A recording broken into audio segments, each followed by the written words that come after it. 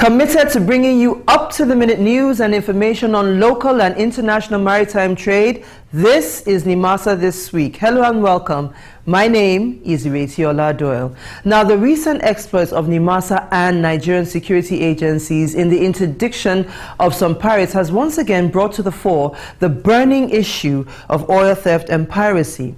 Not too long ago, the Office of the Presidential Advisor on Niger Delta held a stakeholders conference on the issue. As to be expected, Nimasa, being a key partner in the fight against the scourge that oil theft and piracy represents, was invited to participate.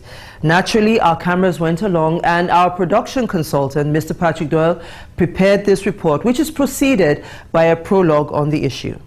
The Gulf of Guinea, that straddles the west and central African coast, is perhaps the most economically valuable body of water in Africa. With its very rich commercial shipping stock and abundance of offshore crude oil fields, Nigeria has the distinction of being the regional headquarters for maritime safety as well as search and rescue operations in the Gulf of Guinea. This status imposes a big responsibility on Nigeria as a nation with the longest coastline in the Gulf of Guinea. The fact that Nigeria also happens to be the biggest producer of crude oil in Africa, with very sizable offshore deposits, also further underscores Nigeria's importance in the maritime affairs of the Gulf of Guinea. Nimasa, Nigeria's maritime administration, in conjunction with the Nigerian Navy and other security agencies, has been at the vanguard of fending off the menace that piracy poses to the Gulf of Guinea. Lately, a new phenomenon has emerged that poses a great danger not just to the economic fortunes of nations in the Gulf of Guinea region, but indeed to the marine environment. Oil theft has added a new dimension to the security challenges within the Gulf of Guinea. Nimasa, under the aegis of the Marine Guard Command, has to a large extent confronted the oil thieves and pirates. The Marine Guard Command has scored many victories in the fight against pirates, sea robbers and oil thieves. Nimasa's efforts in this direction appears to have brought the issue to the front burner of national discourse and action. And every day, more and more institutions of governance are joining in the battle against the scourge that these crimes represent. Recently in Lagos, the Office of the Special Advisor to the President on Niger Delta Affairs, as well as the Amnesty Program, organized a stakeholders conference to confront the issue of oil theft and other crimes at sea and the nation's waterways.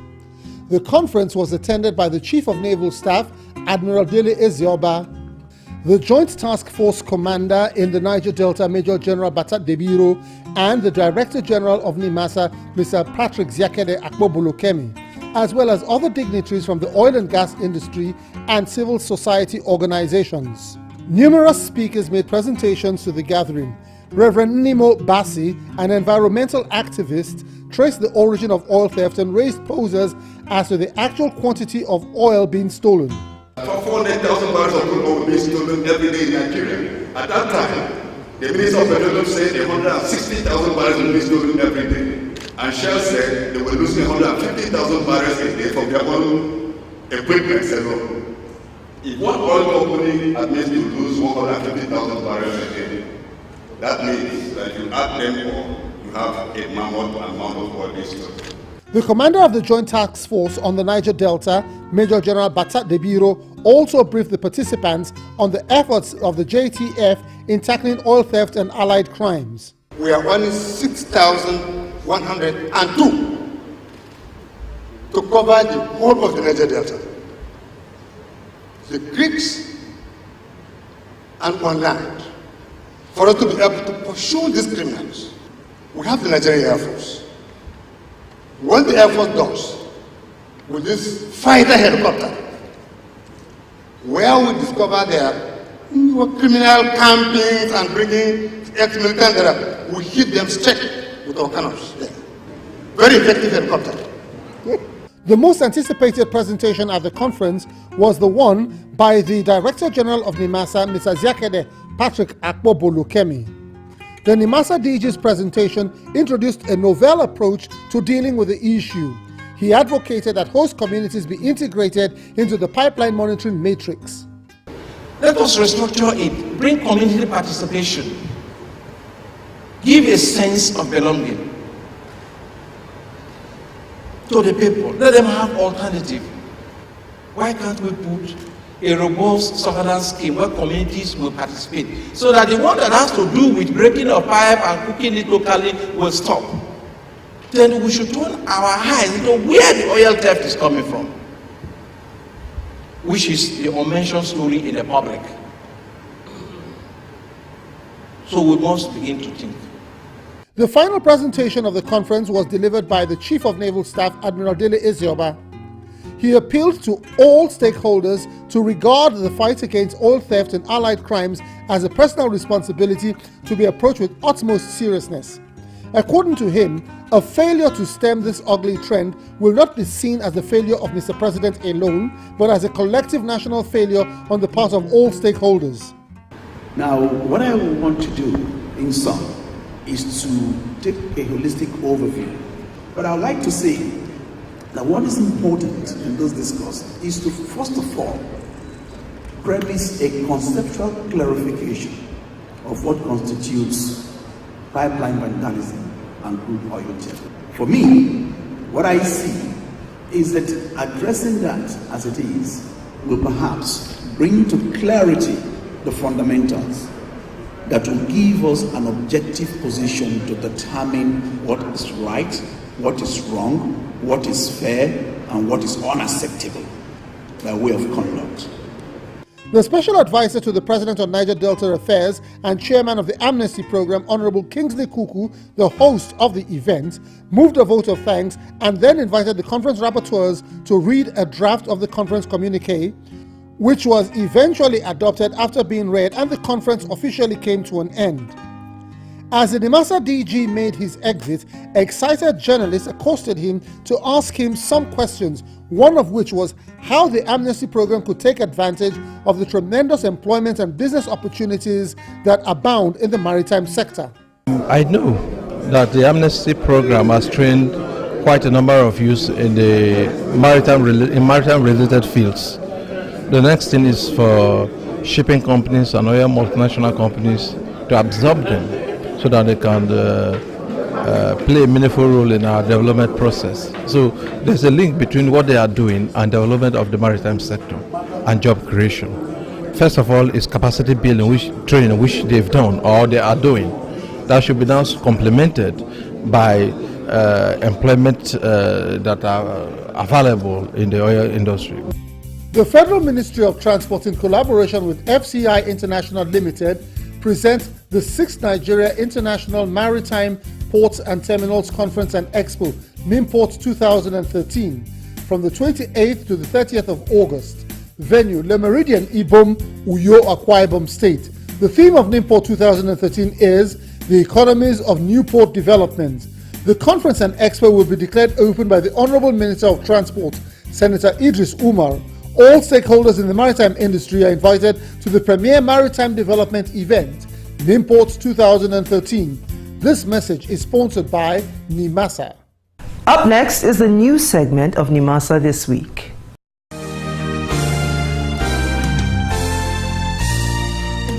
The Director General of Nimasa, Mr. Ziakede Patrick Akpobulokemi, yesterday addressed a press conference to brief the nation on the progress made by the maritime sector to meet with the benchmarks set by the International Ship and Port Facility Security Code. The DG traced the relationship of Nimasa with the ISPS code implementation to the formal transfer of the assignment to the agency. On May 21st, 2013, the DA mandate was formally transferred to Nimasa following an official letter issued by the Ministry of Transport that it was just only in May 2013, just about 3 months or so. Upon receipt of the letter, the agency immediately set out to institute a fresh implementation program as needed. A general stakeholders conference was convened to announce the new arrangement and to inform the public on the imminent activities and program to accompany this new ISPS implementation. He also used the occasion of the press briefing to dispel the notion that Nimasa and by extension Nigeria was stampeded into action by complaints from the US Coast Guard. The ISPS code is an international obligation. It's an obligation that is bestowed on maritime administrations that have signed into it or that participate in IMO activities. It is an IMO program, IMO conventional protocol, as you may call it. And we got a mandate in its implementation from the IMO, and our laws also have something to do with it. And therefore, the issue that it is the United States Coast Guard that has to compel Nigeria to implement the ISPS code is not totally correct. They are our partners. What they have done so far is to encourage us to take the necessary steps in the full implementation of ISPS code. We then saw the views of one of the journalists present to ask if the media is impressed by the actions of Nimasa since its appointment as the designated authority 3 months ago. The briefing today was so brief, and we are satisfied with what the DZ make us to understand. We are satisfied with it.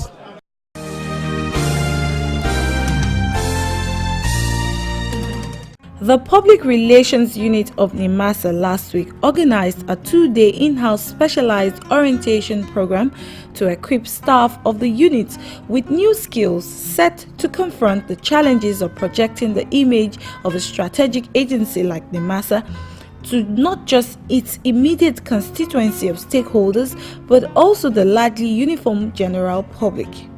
Staff of the unit from the agency's headquarters at Apapa as well as other operational zones of Nimasa attended the in-house orientation program, which took place at the Rockview Hotel Apapa in Lagos.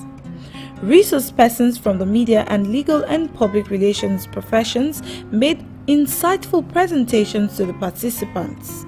The head of public relations of Nimasa, Mr. Isiche Osangbi, was also on hand to impart valuable knowledge from his vast experience as an information manager and journalist. One of the greatest things we have had and ignored in the past is lobbying. Lobby, check the dictionary, is a legal word.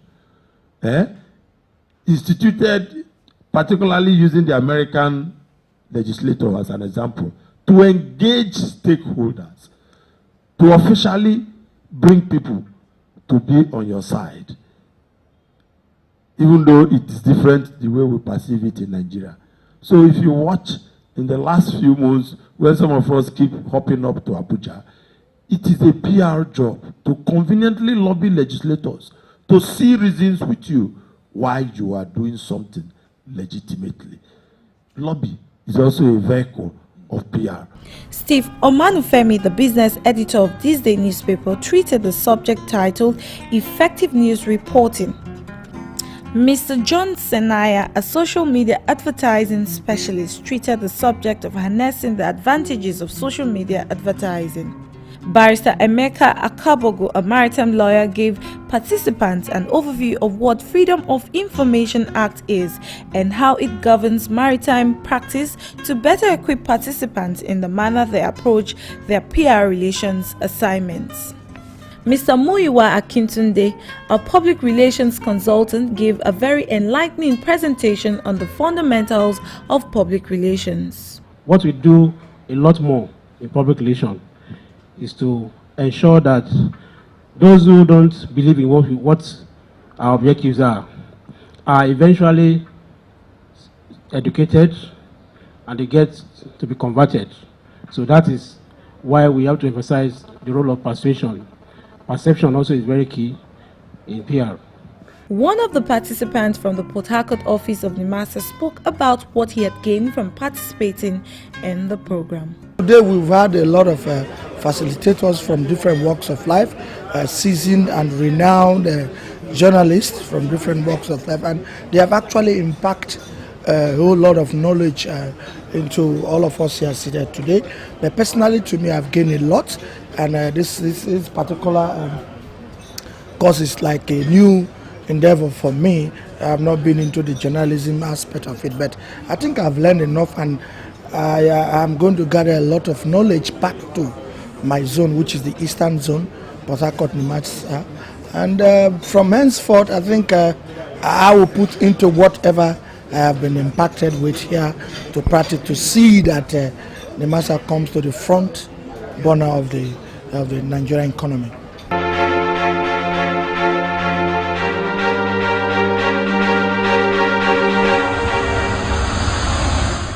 As we have been doing in weeks past, once again, we'll be bringing you answers to some of the questions that we've discovered are the most frequently asked on our show. Our frequently asked question this week is, who is a master mariner? Captain Marvin Abe, the Deputy Director, Emergency Services at Nimasa, obliged us with an answer. A master mariner is, in a nutshell and to the layman, that person, male or female, who has mastered the sea. That person who has been so trained and has acquired such competencies and skills over the years that he or she can be considered a master of the oceans. That is simply what a master mariner is. And they grow up to be what we call, or what you recognize as captains of ships after many years of sailing. But you could be a master mariner and not be a captain of a ship. So sometimes you acquire the certification a lot earlier, and over the years you grow and get promoted depending on vacancies and requirement for resources, and then you eventually become a captain in command.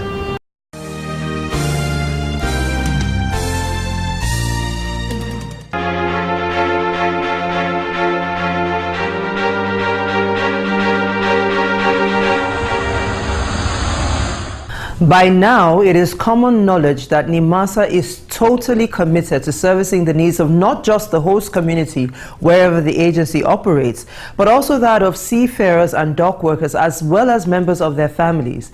Recently, the agency organized a medical awareness outreach for members of the Apapa community where the agency's headquarters is situated, as well as for dock workers and seafarers.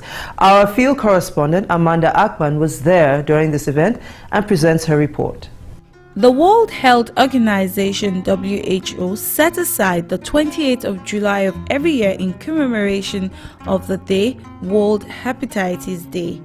The occasion is aimed at raising global awareness of hepatitis with a view to encourage its prevention, diagnosis, and treatment. Similarly, the World Hepatitis Day provides an avenue to focus on specific actions such as strengthening prevention, screening, and control of viral hepatitis and its related diseases.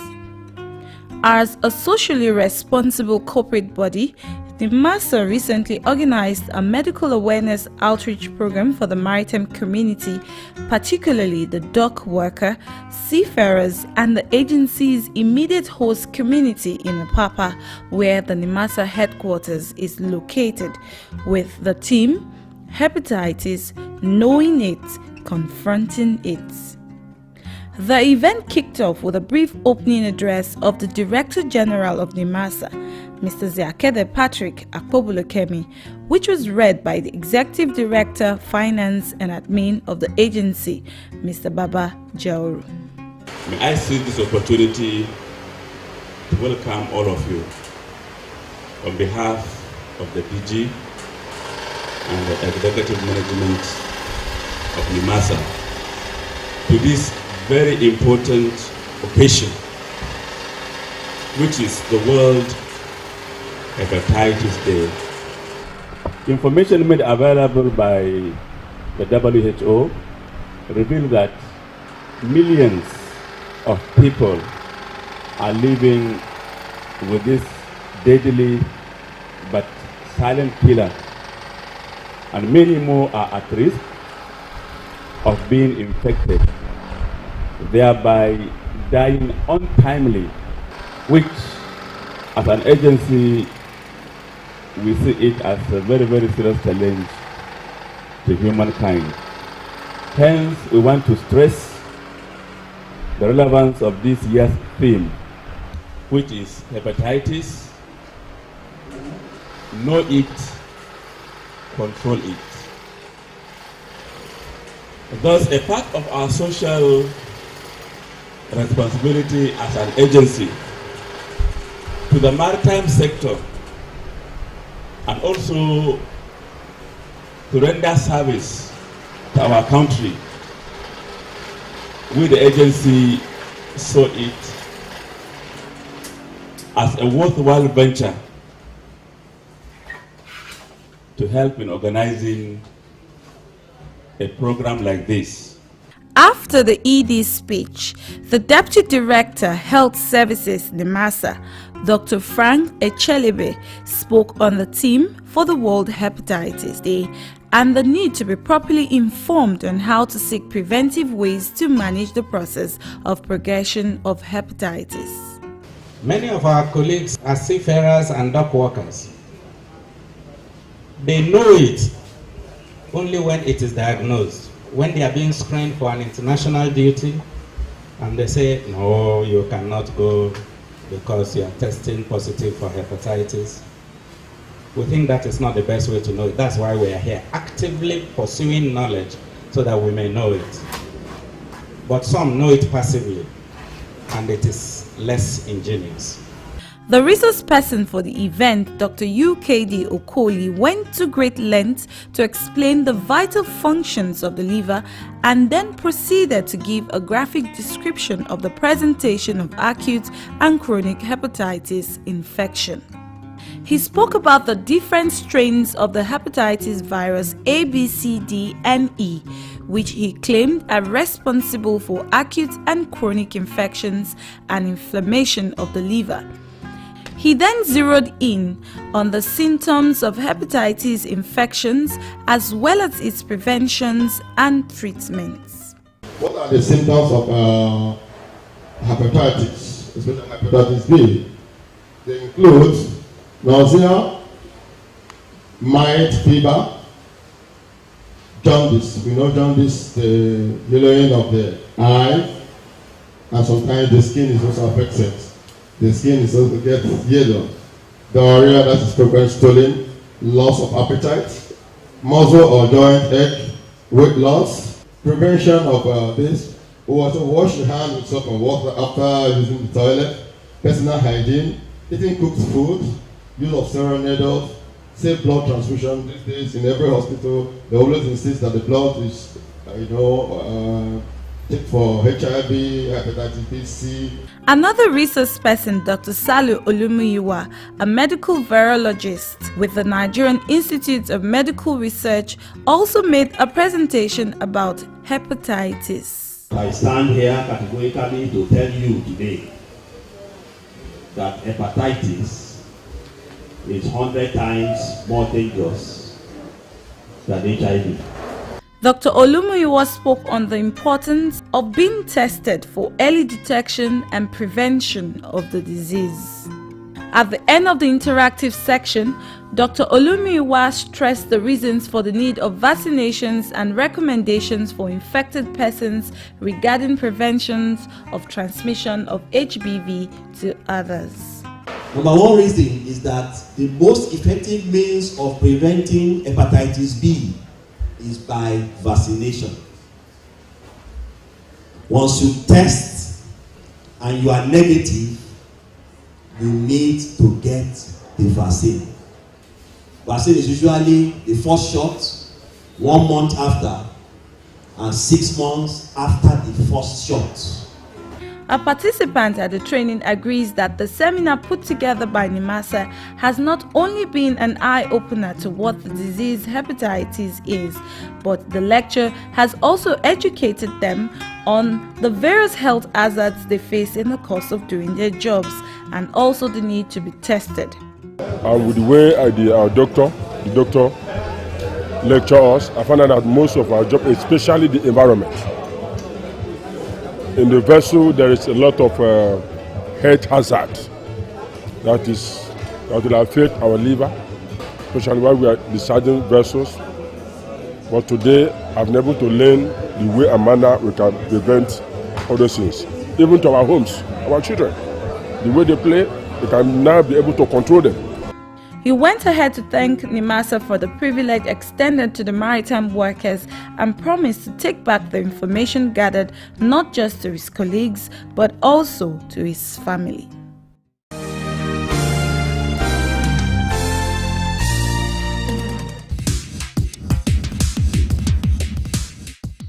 Nimasa was established for these two groups, the dock workers branch and the seamen and the seafarers branch of the Maritime Workers Union. And Mr. President has impacted positively in the maritime workers, to be specific, the seafaring branch. So many cadets were sent abroad for specific training. Some people were sent abroad for marine engineer, to study marine engineer, some to study naval architect, some to study how to be captain on board vessel, and a lot of field. And when these people come back, they become professional in their field, thereby reducing unemployment and thereby impacting in the maritime industry. Because when they come back, they also remain the members of the Maritime Workers Union Seafaring Department.